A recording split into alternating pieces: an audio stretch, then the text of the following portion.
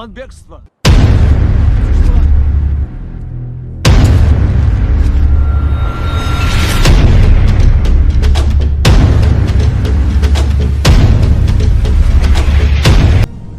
İcazı Kur'an'ı beyan et.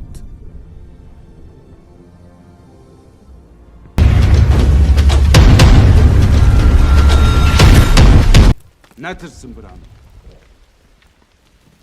آزادی جی ایمانی لدی جی نزانیه به علم لدی جی قصانیه به هنر و معرفت لدی جی اختلاف جی به هفگرتن و یکتیه امی تکاشینه بکن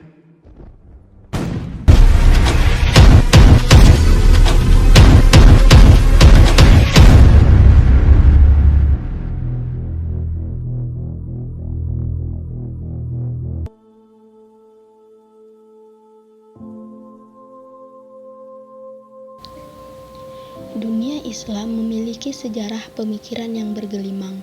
Said Nursi adalah salah satu dari beberapa khazanah pemikiran Islam itu. Menelusuri sejarah hidup Badiou zaman Said Nursi tidak akan terlepas dari konteks keadaan negara saat dia menetap. Perihal itu, karena pemikirannya merupakan produk atas kenyataan Turki yang terbelenggu pengaruh Barat saat itu. Pertemuan antara kaum muslimin dan peradaban Barat, masuknya Eropanisasi dan terkikisnya keislaman, sampai akhir masa dinasti Turki Utsmani dan perubahannya menjadi Republik Turki. Kondisi umat muslim yang menyedihkan dan pengalaman yang luar biasa mematangkan Said Nursi lantaran harus mencari beragam solusi untuk menghadapi tantangan Barat itu. Secara garis besar, kehidupan ulama Turki ini terbagi dalam dua fase. Fase pertama adalah fase mudanya, saat mencari ilmu dan keikutsertaannya mempertahankan Islam melalui pemerintahan akhir Turki Utsmani. Fase kedua adalah saat di mana Said Nursi membendung arus sekularisasi di Turki dan di mana saat dia kembali diangkat menjadi penasihat pemerintahan sama seperti saat pemerintahan Turki Utsmani.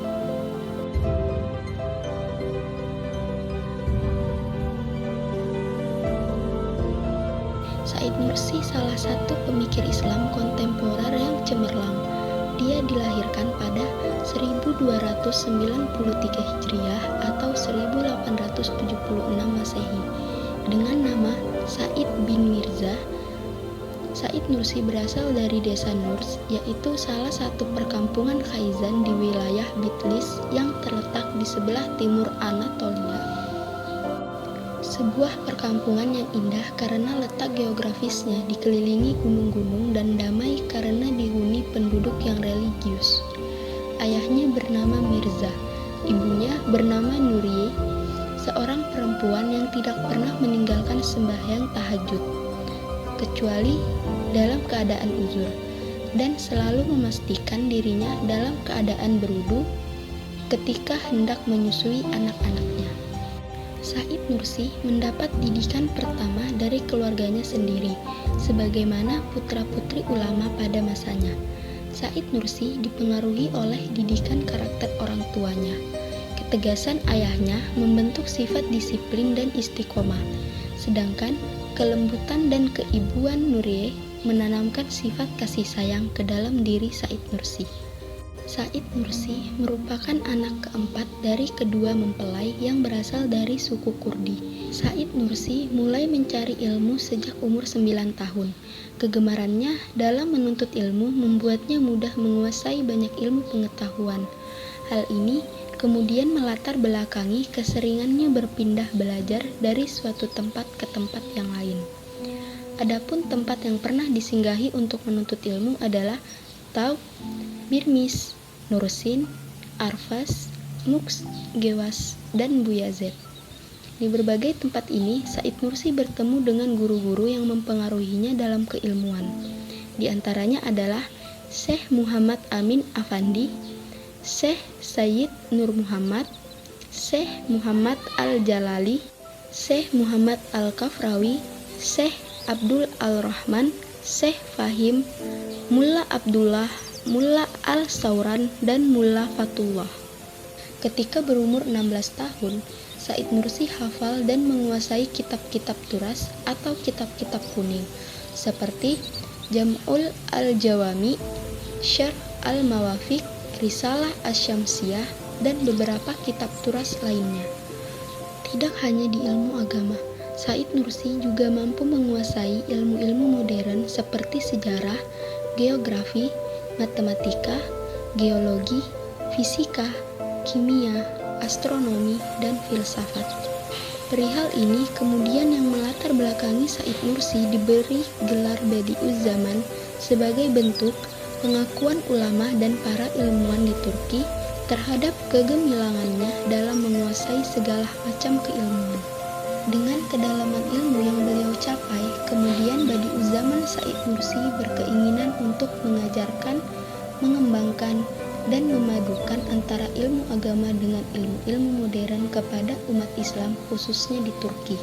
Menurut Said Nursi, sangat perlu diadakan pengintegritasan antara ilmu agama dan modern karena ilmu agama adalah cahaya hati dan ilmu-ilmu modern adalah cahaya akal yang keduanya saling melengkapi.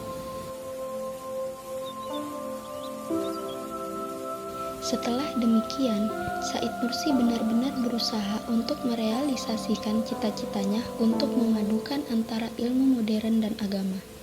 Said Nursi menilai bahwa kemunduran Islam saat itu karena umat Islam alergi dengan kemajuan ilmu modern hingga akhirnya umat Islam terjauhkan dari kemajuan zaman. Pandangan ini kemudian mendorong Said Nursi untuk mendirikan sebuah sekolah dengan sistem yang mengintegrasikan antara keilmuan Islam dengan ilmu modern. Dengan usahanya, Said Nursi meminta persetujuan Sultan Abdul Hamid tahun 1896 dan 1907 Masehi agar diperkenankan memadukan antara ilmu modern dan agama di suatu universitas di Anatolia.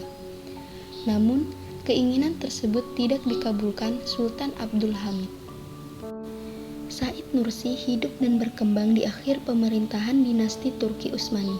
Pada masa ini, Said Nursi mengalami kesulitan untuk menyalurkan pengetahuannya kepada masyarakat Turki. Faktor yang paling mendasari cita-citanya terhadap umat Islam di Turki adalah mundurnya dinasti Turki Utsmani. Kepemerintahannya telah dipengaruhi dan fanatik terhadap ilmuwan barat sehingga dapat merusak kepemimpinan dan sistem Islam di Turki. Keadaan Turki pada saat itu benar-benar telah kacau. Islam yang berabad tahun tertanam di sana secara keseluruhan mampu dirombak dengan masuknya budaya barat. Said Nursi tetap melawan dan menolak terhadap masuknya penjajahan dunia barat. Titi Mangsa 1899 Masehi, Said Nursi ikut berperang melawan penjajah Inggris yang ingin melenyapkan Al-Quran di Turki. Kemudian, pada 1908 sampai 1912 Masehi, Said Nursi berusaha mempertahankan tegaknya syariat Islam. Namun, usahanya tetap gagal hingga dinasti Turki Utsmani lenyap diganti dengan sistem kepemerintahan Republik Turki oleh Mustafa Kemal Atatürk. Sejak kepemimpinan Mustafa Kemal Atatürk, Said Nursi sering mendapat perlakuan yang tidak baik karena dinilai tidak sejalan dengan keinginan penguasa pada saat itu. Namun, Said Nursi tetap berusaha dengan berbagai cara. Ajaran-ajaran Islam tetap dia dakwahkan meski di pengasingan dan penjara. Dengan cara berceramah dan menulis kitab yang dikenal dengan Rislah Nur, Said Nursi bertekad menyadarkan masyarakat agar tidak tergerus oleh budaya barat. Dalam menyebarkan Risalah Nur kepada para murid dan umat muslim yang ada di Turki, Said Nursi bekerja sama dengan para murid-muridnya. Risalah Nur disalin sebanyak-banyaknya dengan tulisan manual dan disebarkan ke berbagai penjuru dalam bentuk surat. Usaha ini terus dilakukan oleh Said Nursi dan muridnya meski disiksa, diasingkan, dan dipenjara, hingga akhirnya pemerintahan Mustafa Kemal diambil alih Adnan Menderes di bawah Partai Demokrat. Usaha Said Nursi tidak sia-sia. Setelah berjuang melawan kezaliman, melewati masa keruntuhan Islam di Turki, kekerasan tentara Republik Turki, dan pengasingan, akhirnya pemerintahan Kemal dapat diambil alih oleh Demokrat. Pada saat itu juga, tulisan Risalah Nur semakin banyak tersebar dan diterima penduduk Turki lantaran usaha Said Nursi dan murid-muridnya melalui dukungan pemerintah.